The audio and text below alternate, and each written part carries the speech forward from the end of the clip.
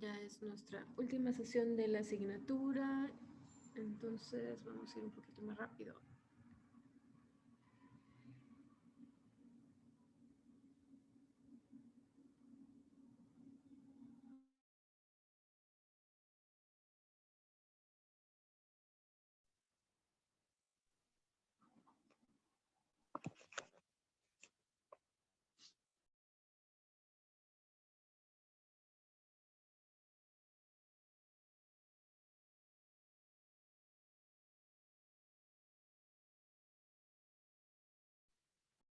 Anótense por favor, ya la última sesión. ¿Dónde me quedé? ¿Dónde se quedaron en el texto, por favor? Alguien que me auxilie. Se cortó la sesión, ¿dónde nos quedamos? Los aprendizajes son útiles para toda la vida. Ok, gracias. Muy bien. Okay. Les estaba hablando sobre los principios también de esta corriente, que les decía que esta corriente se enfoca en que los alumnos sean autónomos y que los alumnos siempre van a ser el centro del proceso educativo, el principal objetivo. Ok, anótense todos en el chat, por favor, para poder cerrarlo. Entonces, en esta corriente se asume las condiciones del aprendizaje, el uso óptimo del tiempo, del espacio, del material, del entorno educativo, así como el trabajo en grupos, el trabajo colaborativo, que es muy importante. Ahora en día se trabaja mucho dentro de un aula para que ellos aprendan a cooperar, a organizarse, a planear y que se trabaje en grupos, no solamente de manera individual. Esta corriente habla mucho también de este trabajo colaborativo, del trabajo en grupo. Entonces, hay concepciones del constructivismo, tres características, bueno, tres apartados de lo que habla el constructivismo, que es social, psicológica y filosófica. Entonces, punto y aparte, anoten concepciones del constructivismo. Concepciones del constructivismo.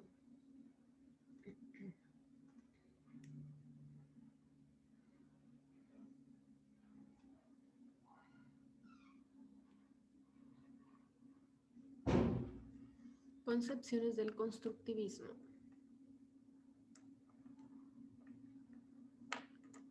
Okay.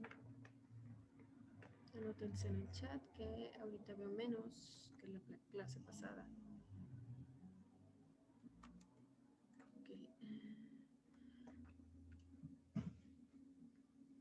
Las tres concepciones, punto y aparte, son social, psicológica y filosófica. Social, psicológica y filosófica. Esta es pregunta de examen, así es que por ahí, anótenla, por favor.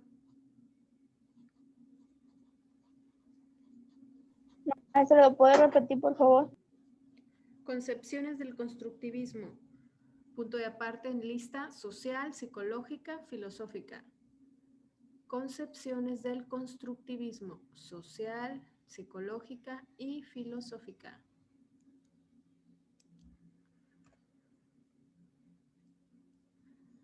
Ok, hasta ahí por favor, no apunten. ¿Cómo debe de ser un docente constructivista? Un docente, maestro, capacitador, constructivista, debe de impulsar a la autonomía en los aprendices de sus alumnos, sea de la edad que sean, debe impulsar a esa autonomía, realizando adecuaciones para que ellos sean autónomos y que lleven su aprendizaje con autonomía. Deben usar materia prima, fuentes interactivas, material didáctico, manipulables, todo ese tipo de materiales que te ayudan para ser autónomo. Usar una terminología cognitiva como, por ejemplo, analizar, debemos crear, debemos imaginar, elaborar, vamos a pensar, qué opinan. Esas son las terminologías de un docente cognitivo. Entonces anoten por favor, un profesor constructivista, es el título, un profesor constructivista.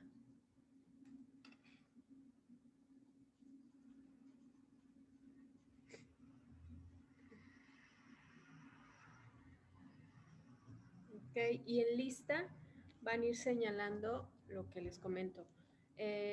Impulsa la autonomía como primer guión. Impulsa la autonomía, acento en la I. Impulsa la autonomía.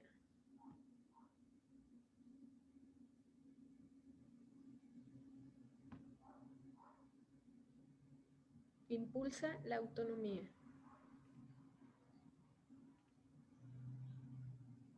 ¿Era impulsa la economía? Autonomía. No, estamos hablando de una corriente de aprendizaje. Autonomía. ¿Qué es ser autónomos, chicos?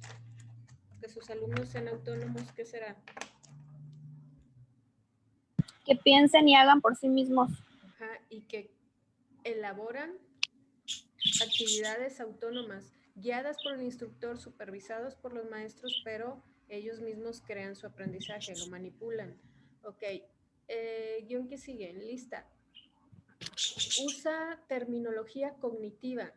Usa terminología cognitiva.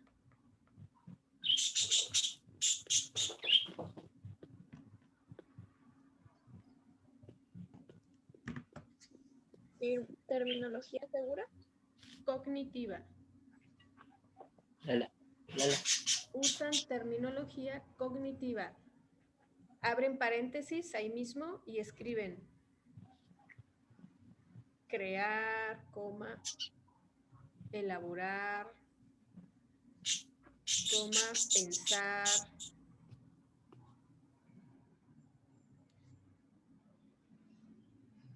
analizar. Son las palabras que debemos utilizar si somos docentes con esta teoría constructivista. Debemos pensar en que la naturaleza tal. Analicemos el siguiente caso. Usar ese tipo de palabras. Imaginemos que tal, ok. Estimemos, clasifiquemos con todos estos tipos de palabras. Siempre impulsándolos a que sean autónomos, que por ellos mismos descubran con las herramientas de la temática que queremos enseñarles. Ok, siguiente punto. Que investiguen, bueno, investigar conocimientos, que ellos indaguen. Investigar conocimientos.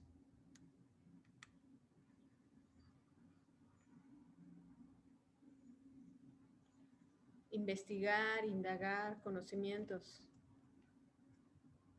Estas son las características hasta ahí que debe... Ay, me faltó el otro punto que es importante, perdón. Después de eso escriban materia prima, materiales manipulables, para que tengan la referencia cómo es que trabajan este tipo de instructores con materiales manipulables. Ya habíamos hablado en las primeras clases de este tipo de material concreto, todo aquel material que los niños puedan manipular o el aprendiz pueda manipular, objetos, mapas. Entonces, como siguiente guión, materia prima, fuentes interactivas, material manipulable, material concreto, todo ese tipo de materiales usan. Ok, entonces estas son las características que debe tener un docente que se rige por esta corriente constructivista. Hasta ahí no anoten.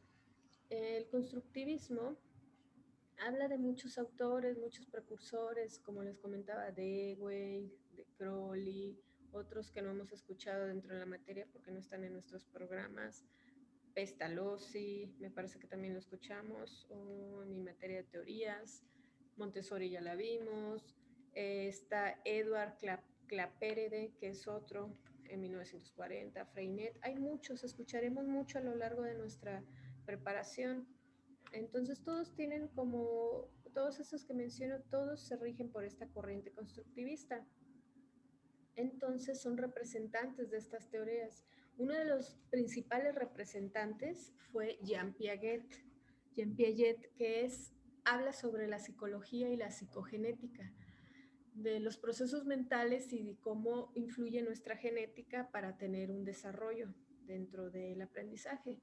Él dice que el desarrollo es un proceso continuo, una adaptación al entorno donde estás, a la acomodación que permite que el niño tenga una nueva estructura mental. Entonces, él habla tanto del aprendizaje, pero que va ligado con la genética. De esto habla Jean Piaget. Okay. Otro de los representantes que podemos escuchar dentro de nuestra carrera es Brunner, Jerome Brunner. Él en 1915 habló sobre el descubrimiento, que los niños era importante, como mencionaban otros, la experiencia, mediante la manipulación concreta, conceptual, que el aprendizaje debe ser por descubrimiento. De esto habla Brunner en 1915, del descubrimiento, de que el niño experimenta y debe resolver su problema y aprender mediante la experiencia. Otro de los precursores, que también sé que han escuchado, es David Paul Ausubel. En 1973, él habló sobre el aprendizaje significativo. Entonces, él dice que este aprendizaje significativo es la nueva información de relacionarse, de resolver problemas. Entonces, igual la experiencia, él aprende, lo comprueba y resulta ser un aprendizaje significativo para Ausubel. Ok, entonces ya hablamos de Piaget, de Brunner, como ellos van a existir y van a escuchar sobre muchos. Vygotsky, que es uno también de los fundamentales y que dentro de la pedagogía se habla mucho, él habla sobre el aprendizaje construido entre individuos, o sea que entre trabajo colaborativo podemos aprender, nos podemos apoyar dentro del conocimiento, estar activos. Entonces, vamos creando cimientos en los individuos de trabajar organizadamente, de ser colaborativos, y se va moldeando cómo resolver problemas dentro de un grupo. Él habla sobre este aprendizaje en 1985, me parece. Otro de los más importantes también fue Albert Bandura. Bandura creó la observación por imitación, que los niños observaran lo que estaba haciendo el docente y ellos imitaban, y que su aprendizaje se da a través de modelos. En este caso, los niños observaban a sus pares, a sus compañeros, que son de su misma edad, dentro de un salón de clases, cómo es que ellos actuaban o imitaban, y ellos imitaban a sus educadores o a sus pares, o a lo mejor a algún héroe de una televisión, si están viendo alguna serie o algo así de un aprendizaje significativo, ellos imitan y aprenden. De esto hablaba Albert Bandura, el aprendizaje por imitación. Y bueno, en conclusión, todos estos autores hablan sobre el aprendizaje activo. Si ustedes analizan, todo el constructivismo habla sobre un aprendizaje activo, experimento, observación, imitación. Entonces tiene como base este modelo educativo, aprender sobre la experimentación, observación, el constructivismo, porque todas sus acciones tienden a lograr que los alumnos construyan su propio aprendizaje mediante experiencias y conociendo aprendizajes significativos. Entonces, anoten como conclusión, punto y aparte, conclusión. La conclusión es sobre la corriente constructivista. Conclusión.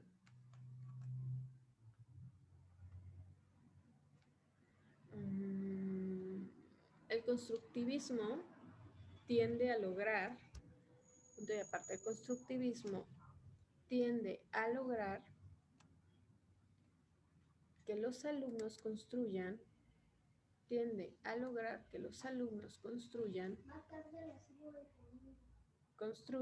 okay, su propio aprendizaje. Si voy rápido me avisan, por favor. ¿Tiende a lograr qué? Que los alumnos construyan su propio aprendizaje. Construyan su propio aprendizaje, conociéndose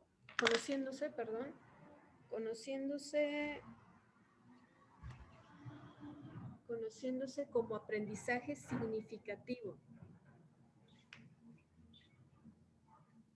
Trabajan de manera autónoma. Ok, conociéndose como aprendizaje significativo.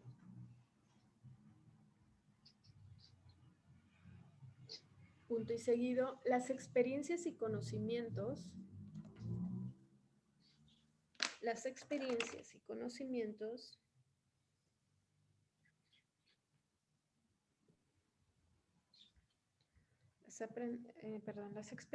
los conocimientos previos del alumno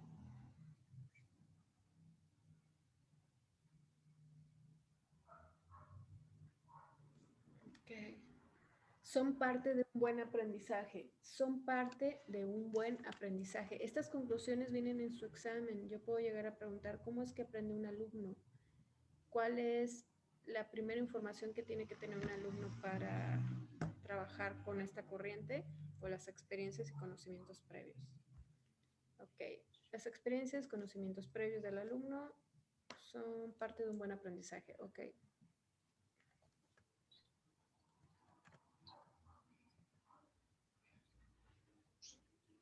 Ok. Punto y aparte. El constructivismo es la corriente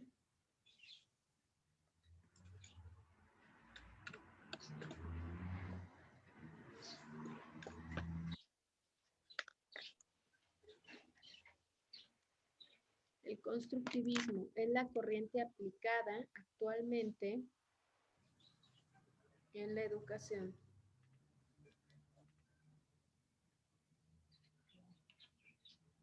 El constructivismo es la corriente aplicada actualmente en la educación.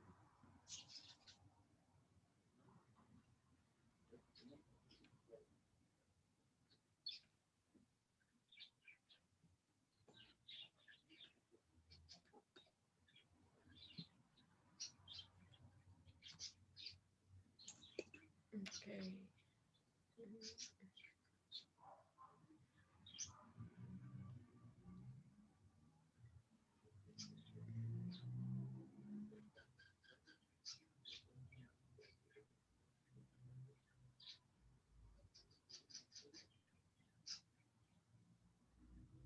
¿Listo, chicos?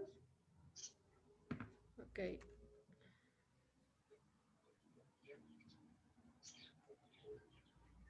Hay ciertas posturas que hablan sobre en contra de esta corriente. No anoten. Y por ejemplo, algunos critican esta corriente porque dice que no todo se aprende con un descubrimiento, con solo experimentar o reinventar, que no todo se aprende. Entonces también dicen que el estudiante no puede quedarse a la deriva y que se requiere una guía, que siempre tenemos que estar ahí. Pero bueno, esta corriente defiende que sí se supervisa al alumno. Y para otro tipo de aprendizajes y corrientes dicen que pues es dejarlos a la deriva si nada más los está supervisando, que ellos necesitan tener una guía siempre que les vaya diciendo paso número 1, paso número 2. Entonces, estas son una de los contra que están sobre esta postura. Entonces, también dice que deben tener, por ejemplo, menos exposiciones, que no hay una acreditación porque ellos aprenden por medio de su propia autonomía, que no hay tanto trabajo de campo porque ellos están solamente experimentando en su mundo. Entonces, con respecto a todas las teorías va a existir contras, ventajas y desventajas. En este caso del conductismo, pues se critica por esto, pero esta corriente ya es muy aplicada a lo que es la escuela nueva, que tienen que tener lapsos de autonomía. Aparte, sí, el docente tiene que guiarlos, pero tienen que tener también su momento de experimentar y ser autónomos, porque si no después surge que si tú no estás pegado con el alumno, pues él no puede trabajar de manera independiente. O por ejemplo, si vemos a un niño que está acostumbrado a que su mamá esté a un lado haciendo tareas, pues cada rato está preguntando así, así está bien, así, ¿cómo voy? Entonces de ahí te vas dando cuenta que está dejando de ser autónomo. Entonces lo que queremos es que sea un profesionista y un ser humano autónomo con sus conocimientos previos. Entonces lo que pueden tomar sobre esta corriente es que debemos de trabajar con modelos mixtos, usar una parte de la corriente de aprendizajes activos, de esta corriente constructivista, y también ser unos docentes donde guiamos y encaminamos, ser mixto todo esto. Entonces, para terminar, chicos, voy a compartir un esquema. Entonces, vamos a elaborarlo en clase y terminamos con esto. Habla sobre el constructivismo dialéctico. Lo voy a Maestra, compartir. usted mencionaba de, por decirlo, el ejemplo que decía de que no hacen al niño autónomo, es tomar ejemplo ahora que estamos en esta modalidad de Ajá. que los alumnos están tomando sus clases virtuales, bueno, en este grado que es primaria más que nada, Ajá. y preescolar, es como estar supervisándolos, porque muchos padres dicen es que no podemos estar ahí al lado. Sí, O sea, no es necesario que esté al lado, pero sí es necesario una supervisión. O sea, puedes sí, estar haciendo tú una cosa, pero estar viendo que el niño esté trabajando. Si sí, se la atora, pues él te va a decir, ¿verdad? De claro. eso, Si ven de repente yo me distraigo o volteo y quito mi audio y estoy hablando con alguien, con mi hijo, está en otra ujú, habitación, en sus clases, y aunque la verdad estaba en otra escuela, les doy este ejemplo porque también me pasó a mí, pero lo tuve que cambiar de escuela porque yo tenía que estar ahí. Entonces le encargaban puras actividades que con pistola de silicón y que cose y tiene 6 años. Entonces yo decía, pues es imposible. O sea, no. Algunas actividades está bien tal vez involucrarse, pero entonces quiere decir que cuando esté en la escuela siempre va a necesitar a la maestra pegada. Entonces, si tú haces adecuaciones de que el niño pegue a lo mejor con PRIT, es diferente. Entonces, siempre tenemos que buscar que el alumno sea autónomo también y que también colaboren los familiares, por supuesto, en la educación como punto número 1, pero no tanto, no depender tanto. Entonces, ahorita que son las clases en línea, sí se dificulta más para los padres porque hay actividades que ellos no pueden hacer. Pero entonces, ¿qué hacemos los docentes como personas preparadas? Pues poner actividades que no dependan de sus papás, recortar como ellos puedan, colorear, pegar, pero con materiales de acuerdo a su edad. Y pues si ya son adultos, pues es más fácil. Pero todo esto, ahí te das cuenta quiénes son los docentes que realmente han leído o conocen de corrientes o se rigen por una corriente porque saben todos este tipo de métodos o técnicas didácticas. O por ejemplo, si los niños se paran o hacen algo, pues tienen que cantar o tienes que hacer algo. Tienes que utilizar una de tus corrientes o de tus técnicas didácticas. Por eso es que ser docente, para algunos dicen, solo da clases. Pues sí das clases, pero tienes que estudiar diferentes métodos para analizar a tus alumnos y checar qué adecuación puedes aplicar. Depende de su edad, su conocimiento, su desarrollo, y etcétera. Imagínense las maestras que tienen niños especiales. Ahora en Zoom, ¿cómo lo van a lograr? O sea, son metas y son estrategias que tienes que tenerlas en cuenta y también impartir la educación a ellos, porque recuerden que la educación es para todos. Entonces, pues surgen diferentes desventajas con esta manera de estar en clases en línea, pero si analizan y sacan algo positivo, pues aprendemos otra manera de tener conocimiento. Y esto no es nuevo, porque había unas escuelas donde así aprenden las personas adultas que ya tienen otras actividades en línea. A veces en línea estudias doctorado, maestría o diplomado y tú vas a la escuela normalmente también. Entonces fue así como que de cambiar, y como fue un cambio, las personas de repente como que se limitan al cambio, pero después yo sé que algunas veces es complicado tomar clases, pero también nos vamos a acostumbrar. Cuando regresemos al presencial vamos a decir algunos, o algunos van a decir, ay, estaba mejor en virtual, y así, algunos días van a querer ir a la escuela, algunos, o sea, es depende cómo veamos las cosas. Entonces, sí es importante que ustedes al salir de la carrera tomen todo lo que han aprendido en su proceso académico, un poco de todo, y ustedes surjan como nuevos maestros, no se rijan solo por una teoría, sino que aprendan de todo y sean versátiles. que innoven, que creen sus propios sistemas, depende de su grupo, etcétera. Ya ni compartí el esquema. Tómenle foto, por favor, para que lo elaboren. Perdón, la debí. No, está bien. Así no escriben tanto y lo hacen de tarea. ¿Pueden ver mi pantalla? No. ¿O ya la pueden ver? Sí, ya la vemos. Ok, lo abro en Zoom para que tomen captura. Si se atraviesan mis cámaras, díganme. Porque yo sí las tengo ahí abajito y tapa, pero no sé si a ustedes. Lo van a elaborar como en su apunte y lo van a subir también.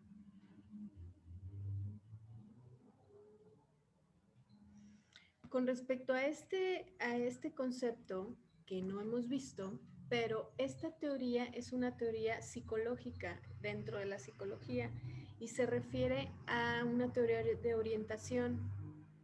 O sea que aquí ayudas al niño y lo vas orientando en todo su proceso, Entonces es fundamentalmente y aplicada más en niños.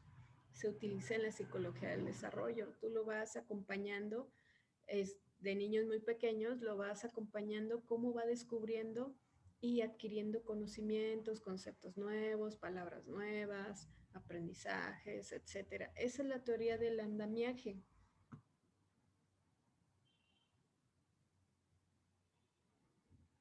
Lo demás es todo el proceso que vamos pasando de acuerdo a adquirimos un conocimiento, el funcionamiento del cerebro, aprendemos después con un aprendizaje activo, un significativo, proceso distribuido en paralelo.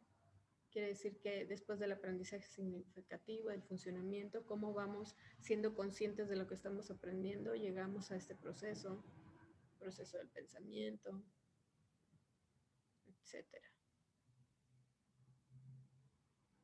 Este es un esquema que se maneja en esta teoría del constructivismo.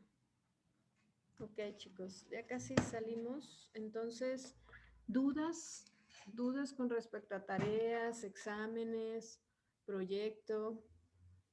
Ya es nuestra última sesión, nuestra última clase. Entonces, aprovechen por favor para preguntarme sobre dudas que tengan. ¿No tienen dudas? Comenten por favor. ¿Todo bien?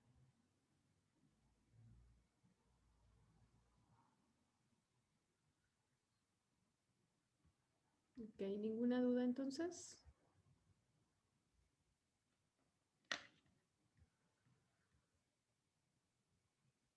Ok, ¿ya tomaron la captura para dejar de compartir? Sí, ya. Ok, muy bien. Pongo nuevamente. Este es el esquema que van a realizar como último apunte y debe de estar en los apuntes que se suben el día de hoy. Ya está por ahí el enlace. Ok, chicos, pues nos despedimos. Nos vemos pronto. Espero verlos pronto en una nueva asignatura. Cualquier duda, saben que pueden escribirme, mándenme un WhatsApp, al class, etcétera, una llamada, audio, lo que ustedes gusten. Ok. Y cuídense mucho. Éxito en sus calificaciones finales y en su examen final. Si tienen dudas del proyecto, no duden en mandarme un mensajito porque debemos de entregarlo lo antes posible para poder evaluarlos. ¿Ok? Bueno, me despido. Sí, Nos vemos pronto. Cuídense mucho. igualmente, gracias. Hasta luego. Bye bye.